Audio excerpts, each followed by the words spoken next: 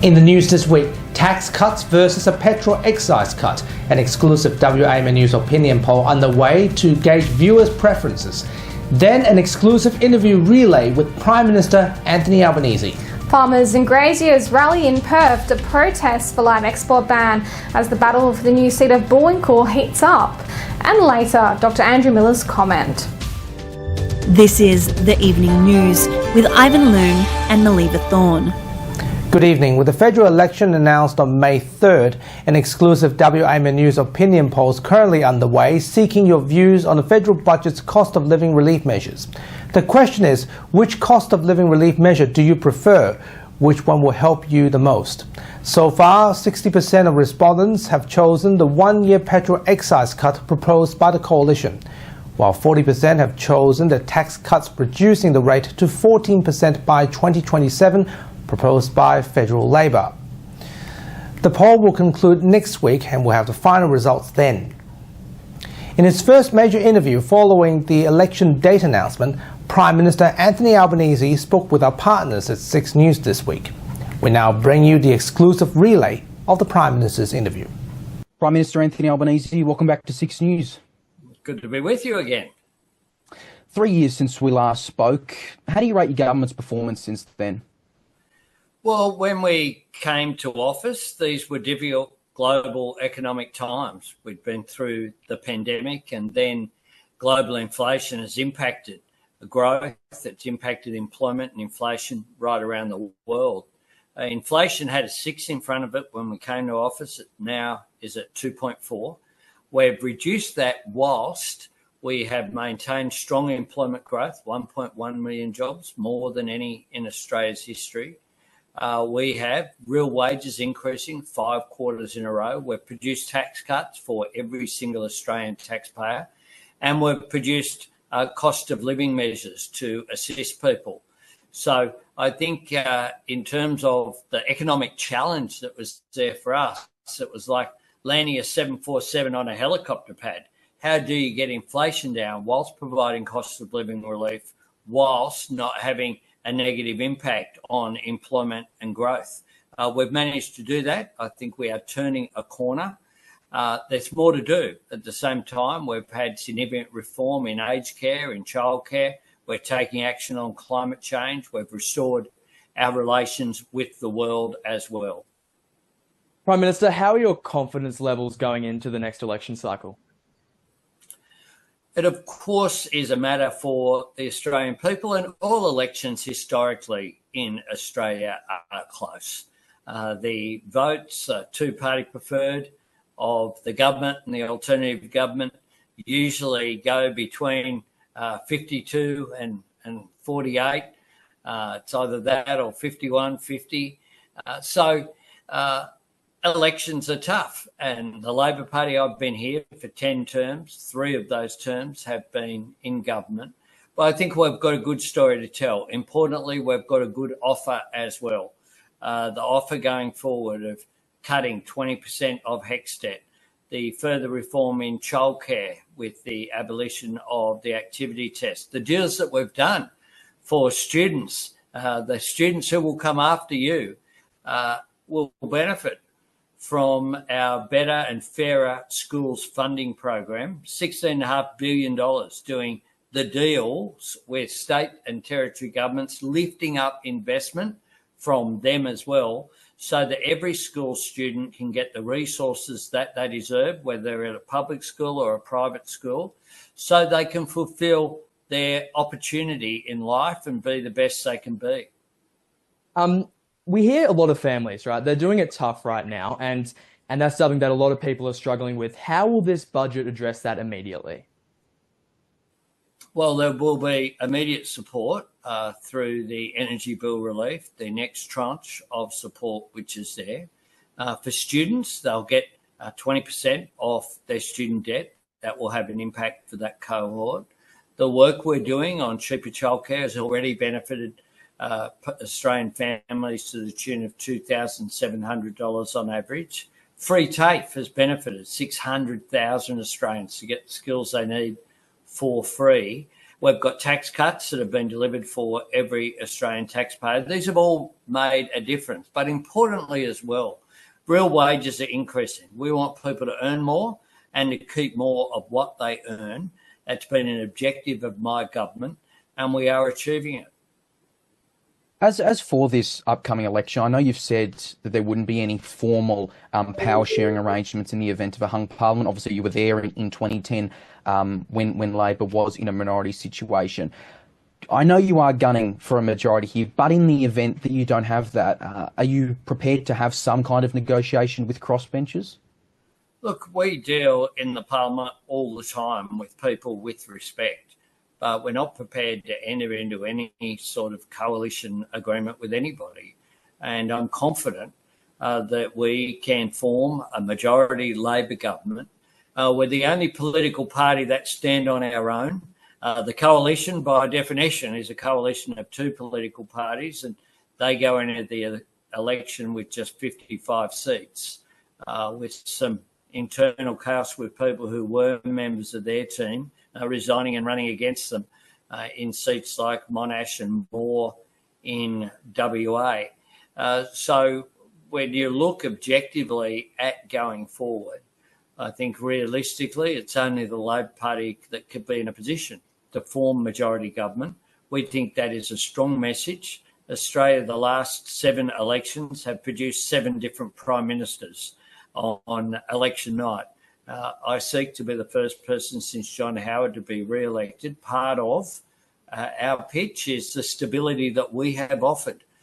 We are an orderly, stable government. I haven't appointed myself to multiple ministries. We have had no scandals, unlike any other first-term government that has been elected. They've all lost ministers on the way through in their first term.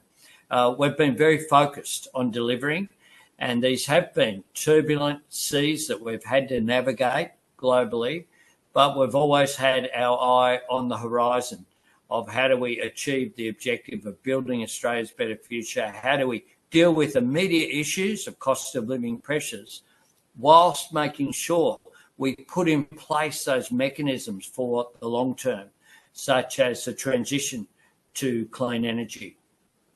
On energy, Prime Minister, you went into the last election with the promise to reduce power bills by $275 per year, but since then we've seen electricity bills rise. Now, last time we spoke to you on 6 News, I know you said you'll be happy to own up to your mistakes. So can you concede that this one was a broken promise? Well, there have been 3 impacts, and Australia's not immune from it.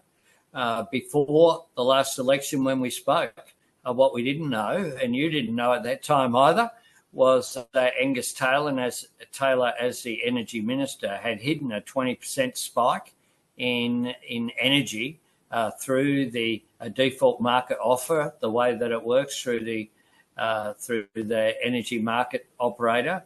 Had hidden that. It actually introduced a special regulation to defer that becoming public. So that was in place. And then, of course, we had the Russian invasion of Ukraine that is still going. It wasn't anticipated that it would, and it wasn't anticipated that you'd have the spike in global inflation. So we haven't been immune to that, of course. But what we have done is act. We haven't just sat back and been passive. We introduced a cap on gas and coal prices. That was a very radical thing. We didn't promise to do that at the beginning of our term either, but we responded to the changing circumstances which are there. And since then, now we have the 3rd lot of energy bill relief, which for some people, when combined in Queensland, for example, have got through the current system some $1,300 off their energy bills. Prime Minister, you touched on overseas relationships there. I want to take you to the United States, and it's not been long since Donald Trump did come in. Do you worry about our relationship with the United States with the AUKUS agreement that we have now he's in administration? Well, we respect the democratic outcomes of elections, and President Trump was elected last year. I've had 2 constructive discussions with him. I've met with Democrat and Republican congresspeople and senators, more than 100 of them, when I was there for my State Department visit. And so we'll continue to engage constructively with our friends in the United States. It's a relationship which has been in place now since the Second World War, and is a strong one. It's a strong economic relationship, a strong security partnership, and it's based upon common values that we have as two great democracies. In terms of just getting back home a bit, younger voters are making up a key demographic at this election, as you know, right? Gen Z and millennials are outnumbering baby boomers. They have been moving away from major parties. They're looking for politicians to hear them. What is Labor, including especially in this budget, offering young Australians? Well, what we're offering is a 20% cut in debt that they have through their HECS payments, and that will be immediate, will make an extraordinary difference to them. We've changed the APRA conditions so that banks won't take into account people's HECS debts when they're determining housing loans. We have a plan to build more homes for Australians, 1.2 million. We need to address housing affordability as a major issue. Many young people, of course, for young women, the reproductive health policy that we've announced, more than $500 million. Action on climate change is something that's of concern to young Australians very much. And for those certainly not really of voting age, but younger than that, of course, the education deal that we are doing, people will be familiar with the Gonski report of more than a decade ago, talking about how you make sure that every young Australian is able to get the best opportunity in life. We've actually delivered it, putting it in place, a 10-year funding agreement that will see the school resourcing standard met. That makes an enormous difference for Australians. In addition to that, the free TAFE and apprenticeship support that we have in place as well. Already 600,000 Australians have benefited from that. Overwhelmingly, they've been young Australians, but some people are retraining as well as the economy changes. I just have to ask very quickly on the topic of young people, because it's something that caught my eye over the past, really year, is the social media ban. I know you were very supportive of 6 News when we last spoke. When I was 14, my other colleague, Roman McKinnon, was 13. What since then made you kind of change your mind that it was fine for the 14 and 13-year-olds to be on social media talking to you then, but not so much now? Well, we want to make sure that for social media, we know can be very positive. It can be a way that people can engage, but it can also cause harm. And speaking to parents who had lost their child effectively is something that is heartbreaking. The rise in mental health issues for young Australians as well requires a response.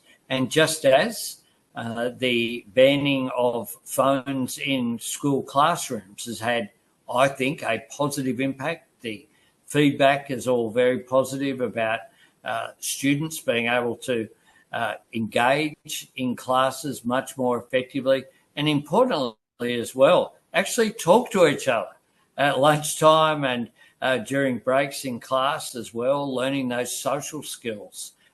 As technology changes, we need to make sure that society has discussions about how we keep control of it rather than technology changing us. So these are complex issues. I understand that, and I understand as well that this was a tough decision to make, but we looked at the evidence, we consulted very widely. We are consulting at the moment about the details of how it will take place. That's why when we did the announcement and the legislation, it comes into effect 12 months after it was carried. But I was quite pleased that it was carried with the overwhelming support of the Parliament. People have responded to what is a need. All right, well, really appreciate your time. We look forward to catching up again later in the campaign. Prime Minister Anthony Albanese, thank you so much for coming on 6 News again. Yeah, thanks very much. Have a great day. And you can read the full story of the Prime Minister's interview on the WAMN Extra News Club. Here at home, the federal election campaign is heating up, with WA farmers fighting against the ban on live animal exports. Hundreds of farmers, sheep shearers, graziers and regional residents took to the streets in their trucks, driving across the country and into Perth to participate in the Save the Sheep protest in the new federal seat of Bullwinkle. Paige Reid reports. Hundreds of trucks convoyed through the city from regional areas to voice their strong opposition to the federal government's shutdown on live sheep exports. Most of the southern highways were congested and at a standstill, causing mayhem as the convoy made its way towards the city. Farmers don't mistreat their animals. We love our animals. There's no capacity in abattoirs. They're not building any. They think $140 million will keep us quiet. They later congregated in Byford for the rally. Federal Liberal candidates Matt Moran for Bullwinkle and Mia Davis for the Nationals joined the rally, offering their support to farmers who fear the ban will have detrimental effects on the agricultural community. Well, look, I'm backing farmers. Farmers have been let down by Labor. Let's be really honest about it. What they've done is they're letting farmers down to win inner city Green votes. So it will be an issue, and I'm here to fight for the farmers. Mia Davis echoed Moran's statement, saying this move by the Labor government is a political move that disregards real people and industries that rely on live exports. Likewise, there are many other issues they see this Albanese Labor government making in relation to businesses and industry that is important to Western Australia and our nation's wealth. Whether you're talking about industrial relations, whether you're talking about red and green tape, whether you're talking about legislation that impacts on our mining industry, or simply banning entire industries like the live export industry, this Labor government makes decisions based on politics and not on people and community. With the federal election right round the corner, this rally isn't just fighting against one policy, but rather for the future of all farmers. Paige Reid, WAMN News. Deputy Premier Rita Saffioti has commented on media reports that schoolboys were making derogatory and deeply inappropriate comments about female teachers.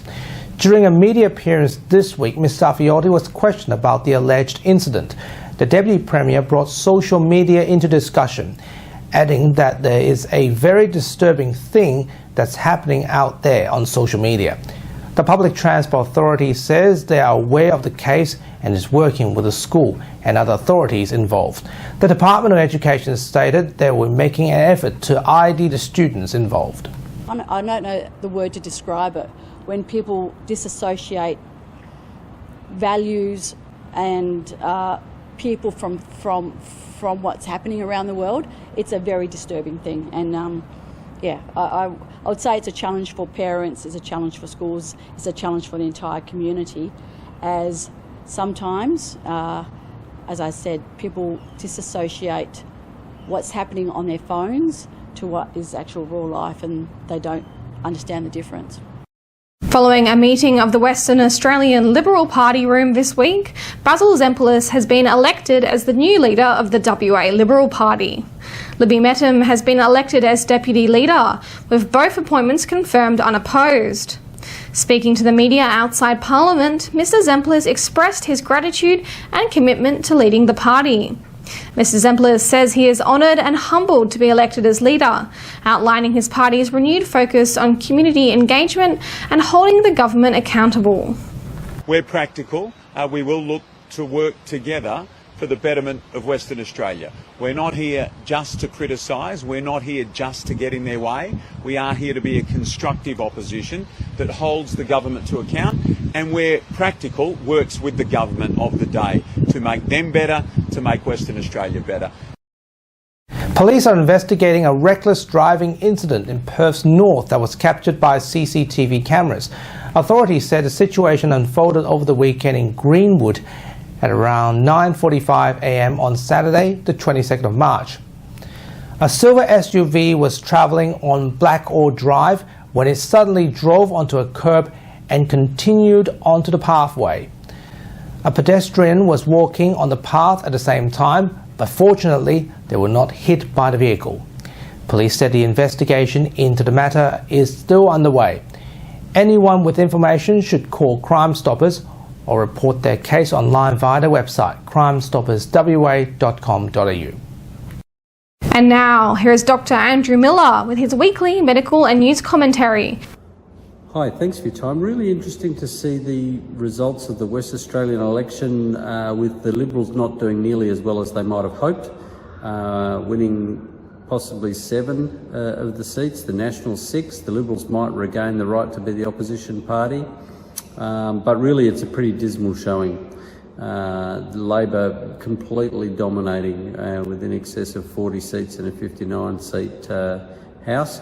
So it's another 4 years of a very confident government that will be able to really make its mark, and let's hope they want to make their mark in health. They've done an unusual thing in splitting up some of the responsibilities of the health portfolio, for example having a new Minister for Preventative Health, and hopefully we'll see some progress this time around, because certainly we've got a new Health Minister who has criticised things like ambulance ramping in the past, so going in there with something to prove.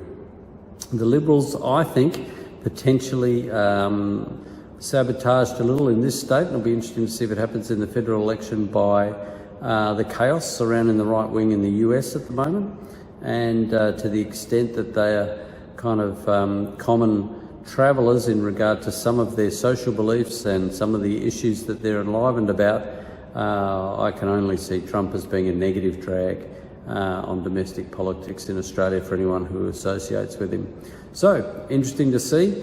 I'm mainly into the healthcare side of things. The direction that America is going in is completely wrong.